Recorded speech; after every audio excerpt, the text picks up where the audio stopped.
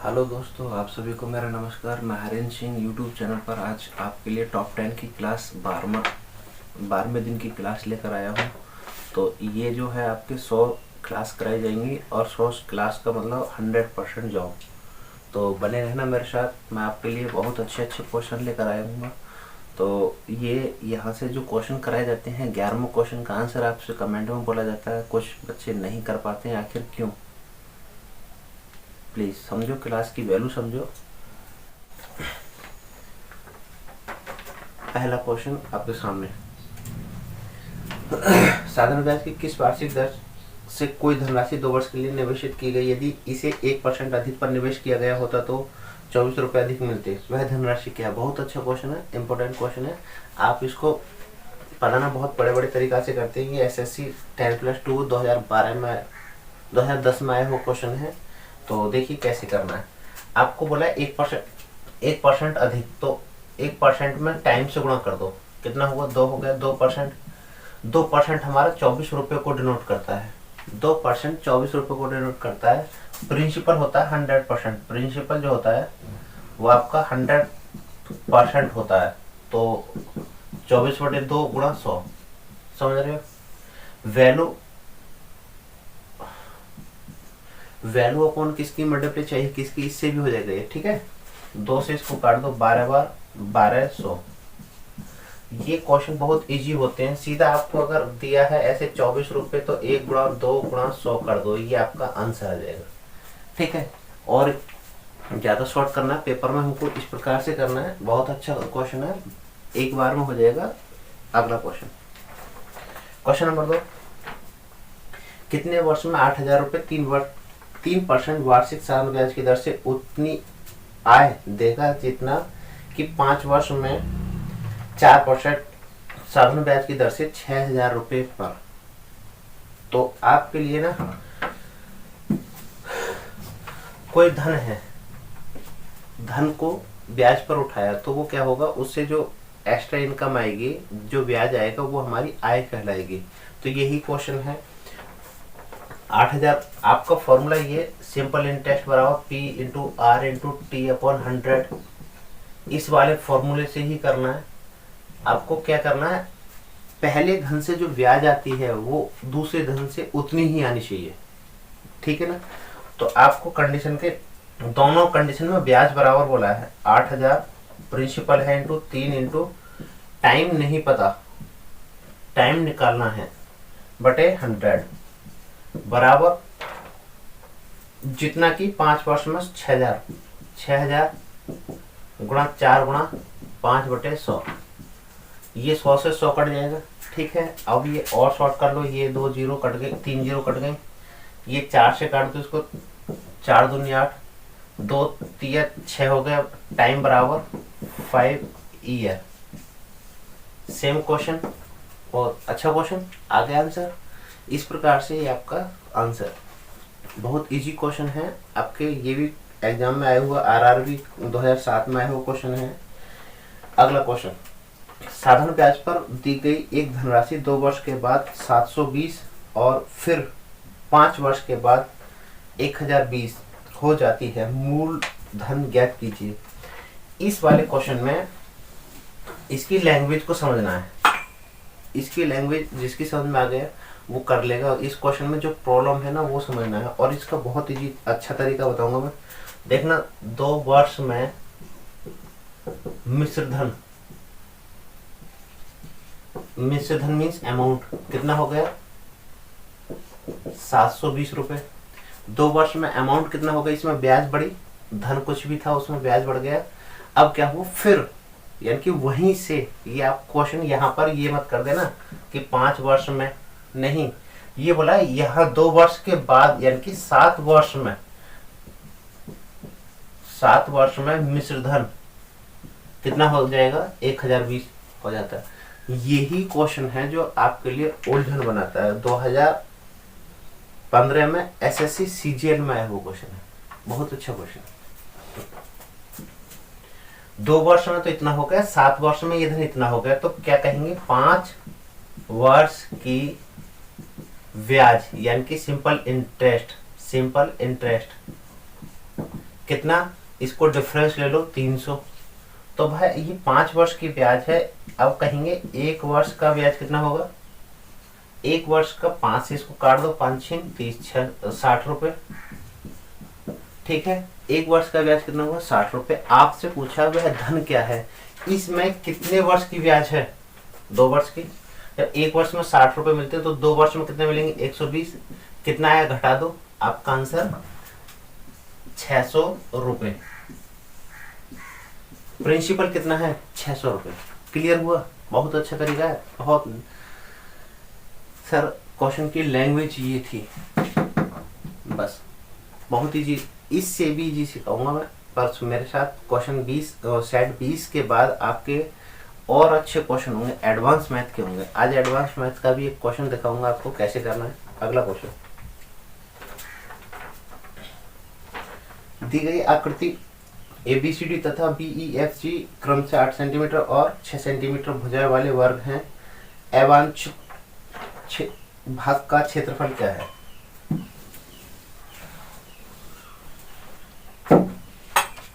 SSC CGL mains 2018 में आया हुआ क्वेश्चन है। क्वेश्चन को समझना है ढंग से। बोला है ये A B C D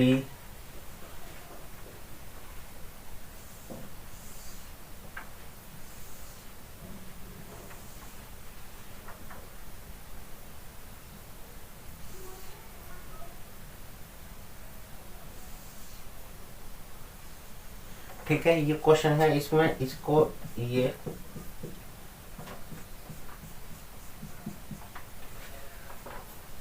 यहां से यहां तक, ये फिर आपसे बोला है ना, ये EFG,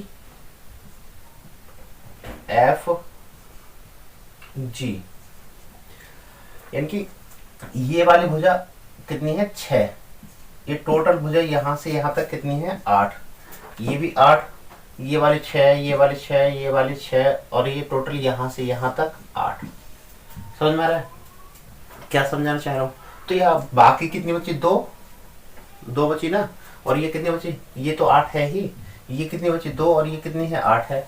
तो अब आपको क्या है, इनका क्षेत्रफल, इस वाले भाग का क्षेत्रफल बताना है क्या है। बहुत अच्छा क्वेश्चन है, बहुत इजी क्वेश्चन है। देखना, पहले निकालेंगे हम पूरे का क्षेत्रफल, टोटल का क्षेत्रफल, इस वाले का क्षेत्रफल, यानी कि ABCD, ये क्या है, वर्ग का क्षेत्रफल।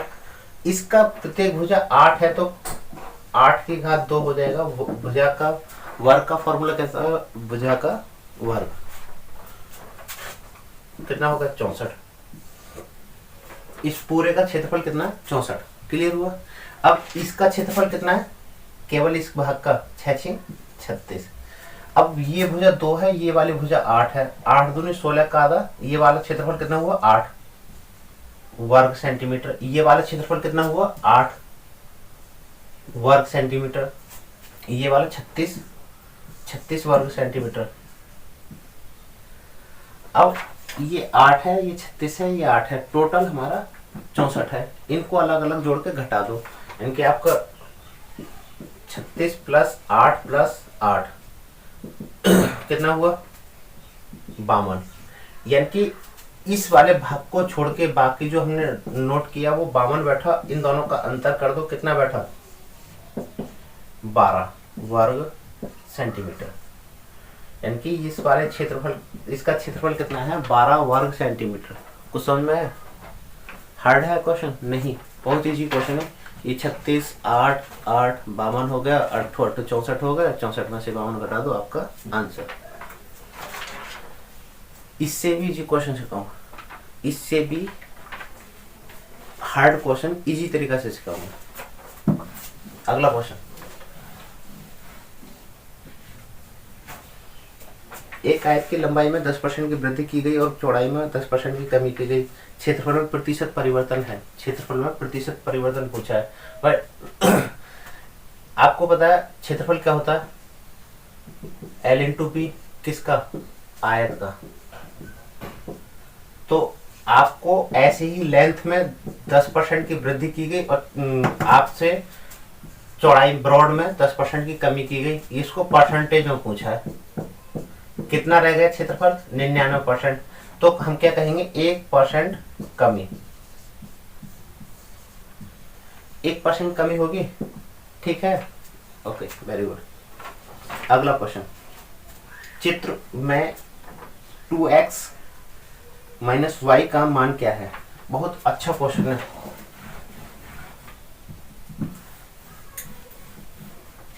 देखो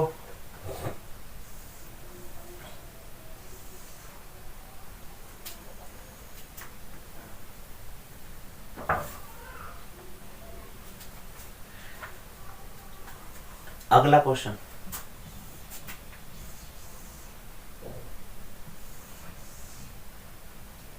आपको इस प्रकार से क्वेश्चन का चित्र दिया हुआ है, ये वाला 90 डिग्री बोला है, ये वाला भी 90 डिग्री, जहां ऐसे चिन्ह लगा हो वो 90 डिग्री का संकेत करता है, ठीक है, क्वेश्चन में नहीं है लेकिन आपको मैं लगा रहा हूँ। ये वाला बोला है 22 डिग्री और ये वाला बोला है 45 डिग्री, और ये हमारा 30 डिग्री, ये पूछा है x डिग्री। तो आपको यहाँ से इसके दो जो यहाँ पर आपके समझ में नहीं आ रहा होगा, इसके अलग अलग बनाता हूँ मैं। एक तो आपका ऐसे मान लीजिए ये है, और एक आपका ये है, दोनों अलग अलग। इस वाले में ये 90 डिग्री बोला है, इस वाले में ये 90 डिग्री बोला है। यहाँ पर ये है आपका, ये तो बोल दिया 30, ये बोल दिया x, तो ये वाला कितना बोला है 45। आपको पता ना त्रिभुज के तीनों कोणों का योग कितना होता है 180, 180। जब ये 90 है, ये 45, ये 30, तो ये वाला कितना बचा, x कितना है 15 डिग्री, ठीक है, 15 डिग्री आ गया ना। अब ये वाला कोण आपको 30 अंश का दिया है, और ये वाला कोण हमारे लिए ऐसे करके ये 45 और ये y, ये 90 है, ये 30, ये टोटल कितने का बैठेगा 60 का। तो 60 में 45 तो इतना है ना, यहाँ तक ये, तो बाकी कितना बचा y का मान 15 डिग्री, इनकी x का भी मान 15 आ रहा है और y का भी मान 15 आ रहा है। आपसे पूछा 2x minus Y, 2 into 15 minus 15 बराबर 15 डिग्री। क्लियर हुआ, यानी कि इसका मान 15 डिग्री ही आएगा। अगला क्वेश्चन, दो रेलगाड़ियां स्टेशन ए और बी से एक दूसरे की ओर क्रम से 50 किलोमीटर प्रति घंटा और 60 किलोमीटर प्रति घंटे की चाल से चलना प्रारंभ करती हैं। इसके मिलने के समय पर दूसरी रेलगाड़ी ने पहली रेलगाड़ी से 120 किलोमीटर दूरी अधिक तय की, ए और बी के बीच की दूरी कितनी है। बहुत इजी क्वेश्चन है, वेरी वेरी इंपॉर्टेंट क्वेश्चन है, एसएससी सीपीओ 2005 में आया हुआ क्वेश्चन है। एक ट्रेन ऐसे चल रही है, सॉरी, ये एक शहर ए है, ये शहर बी है, यहां से एक ट्रेन चली अपना 50 किलोमीटर प्रति घंटे की चाल से, और ये वाली ट्रेन चलती है 60 किलोमीटर प्रति घंटे की चाल से। ये कहीं तो मिलेंगी, कहीं तो मिलेंगी, यहां मिली मैंने माना। तो अब ये क्या हुआ, इस वाली ट्रेन की अपेक्षा इसने, बी वाली ने, क्योंकि इसकी चाल ज्यादा है, इसने 120 किलोमीटर दूरी अधिक तय की। तो आपको सीधा 120, ठीक है ना, किलोमीटर, ये जो वैल्यू है इन दोनों के अंतर की है। अगर ये भी 50 होता है, ये भी 50, तो दोनों बराबर बराबर दूरी तय करते हैं। इसकी चाल ज्यादा है तो इसने ज्यादा दूरी तय की। कितनी ज्यादा है, इससे 10, ठीक है। आपसे पूछा दोनों शहरों के बीच की दूरी ज्ञात कीजिए। इसने 50 की स्पीड से दूरी तय की, इसने 60 की स्पीड से, कुल स्पीड कितनी हो गई 110। क्लियर हुआ, कितना है 1320। कितनी दूरी है दोनों शहरों के बीच की दूरी, ए और बी की दूरी 1320 किलोमीटर दूरी है। क्लियर हुआ, वेरी गुड। अगला क्वेश्चन, 130 मीटर लंबी एक रेलगाड़ी 54 किलोमीटर प्रति घंटे की चाल से चलने पर एक स्टेशन से गुजरती है। प्लेटफॉर्म पर खड़े व्यक्ति के सामने से गुजरने से उसे कितना समय लगेगा। देखिए बहुत अच्छा क्वेश्चन है। इसमें कुछ सोचते हैं कि प्लेटफॉर्म की लंबाई क्या होगी, ऐसा कुछ नहीं है। ये आपका प्लेटफॉर्म है, यहाँ से कोई ट्रेन जा रही है निकल के, एक व्यक्ति यहाँ खड़ा है, तो भाई यहाँ जो व्यक्ति खड़ा है ये यहाँ से समय नोट नहीं किया जाएगा, समय यहाँ से नोट किया जाएगा, इस व्यक्ति के पास आएगी और व्यक्ति पार हो गया। प्लेटफॉर्म पार हो या ना हो लेकिन व्यक्ति पार करना है, इसका मतलब ये व्यक्ति को यहाँ बिंदु मानते हुए ऐसे, और ये ट्रेन ये चली, यहाँ से समय नोट किया, हो गया व्यक्ति पार। यानी कि कितनी दूरी तक की, अपनी लंबाई, अपनी लंबाई कर दो। तो समय पूछा, समय बराबर दूरी बटे चाल, कितनी दूरी है दोनों के बीच की, सॉरी दूरी हमें क्या है, ट्रेन की लंबाई ही लेनी है। 120 बटे चाल कितनी हो गई, 54। 54 को 5/18 करना है, क्यों क्योंकि ये मीटर में है और ये किलोमीटर प्रति घंटा में, इसको मीटर प्रति सेकंड बनाना है, 5/18 करना है। 18 से काट दो इसको, 18 3 54, 3 से काट दो इसको 40 बार, 5 से काट दो इसको 8 बार, 8 सेकेंड। क्लियर हुआ, 8 सेकेंड में पार कर लेंगे। क्लियर है, अच्छा क्वेश्चन है, आया हुआ क्वेश्चन है, वेरी इंपॉर्टेंट क्वेश्चन है। अगला क्वेश्चन, एक टैंक तीन पाइपों ABC द्वारा 5 घंटे में भरा जाता है। पाइप बी से दोगुना गति से और पाइप बी ए से दोगुना तेज है। पाइप ए को टैंक को भरने में कितना समय लगेगा। बहुत अच्छा क्वेश्चन है, देखना ये पहले ए है, बी है, सी है, इनकी कैपेसिटी निकाल लो। ए है, बी, सी, इनकी क्षमता। पीछे वाले पॉइंट से पढ़ो, बी पाइप ए से दोगुना है, बी पाइप ए से दोगुना है, और फिर बोला सी पाइप बी से दोगुना है, सी वाला ए से दोगुना है। ठीक है, ये इनकी कैपेसिटी निकली है। अब आपको देखना तीनों मिलकर 5 घंटे में करते हैं। अब ये 5 घंटे में करते हैं तो वो कार्य कितना है, यानी कि पानी कितना आता है, इनकी क्षमताओं से गुणा कर दो। आपको मैंने वर्क एंड टाइम में पढ़ाऊंगा, कार्य बराबर दिन गुणा क्षमता, यानी कि कार्य कह सकते हैं, उसमें पानी कितना आता है ये कह सकते हैं। ठीक है, दिन गुणा क्षमता, तो दिन ये रहे 5 दिन और क्षमता 7। इसको किससे कराना है, ए से, ए की क्षमता से भाग कर दो, कितना आएगा 35 घंटे। यानी कि ए अकेला इसे कितने घंटे में भरेगा, 35 घंटे में भरेगा। क्लियर है, अच्छा क्वेश्चन है, SBI क्लर्क मेंस में 2016 में आया हुआ क्वेश्चन है। अगला क्वेश्चन, 36 आदमी प्रतिदिन 7 घंटे कार्य करके एक कार्य को 32 दिन में पूरा करते हैं, तो 6 घंटे प्रतिदिन कार्य करके उस कार्य को 24 दिन में पूरा करने के लिए नियुक्त किए जाने वाले व्यक्तियों की संख्या क्या है। इस प्रकार का क्वेश्चन 2 तरह से आ जाता है। देखो कैसे, आपको लिखना है, इधर आदमी लिखना है, ये आपका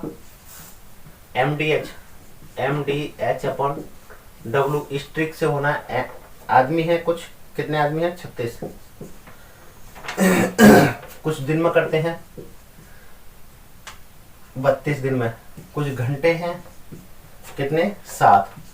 ये हमारी फर्स्ट कंडीशन। और सेकंड कंडीशन में बोला है तो 6 घंटे प्रतिदिन कार्य करके उस कार्य को 24 दिन में पूरा कराने के लिए कितने व्यक्ति नियुक्त किए जाने चाहिए। यानी कि जो यहाँ पर जो कार्य निकल के आ रहा है वही कार्य इनसे इस कंडीशन में कराया जाए तो कितने व्यक्ति चाहिए।